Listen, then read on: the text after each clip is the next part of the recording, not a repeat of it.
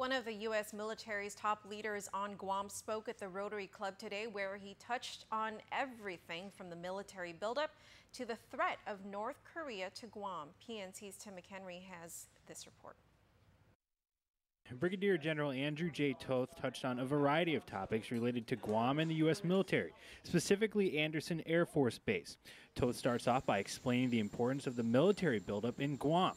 He says Guam is in the middle of what Toth calls the strategic triangle. Everything that's going on with ISIS, is causing some issues. Things that are resurgent Russia, things that are going on with China. All of these factors come into play.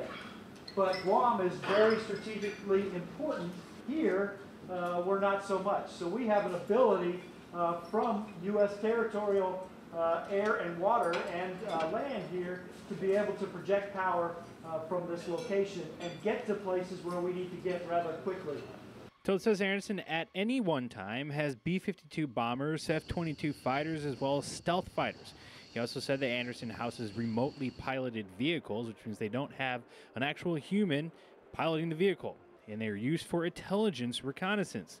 He also talked about the recent events coming up for the Andersen Air Force Base, including the Christmas drop, where the U.S. military on Guam, and this year, with Australia and Japan joining in on the fun, they accept donations and gifts to deliver to children and families in need to the islands in the region.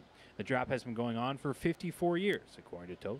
Last year, we had an individual that was active duty Army, that flew back to Guam, that packed all the boxes in here, got to fly on a mission, and dropped a box on the island that he called home, when he grew up, and was a recipient of Operation Christmas Drop too as well. So it was an amazing story. Then came the question and answer, where one Rotary member asked Toth if Guam was ready for a possible attack by North Korea. Okay, we would get, I'm not going to get into specifics.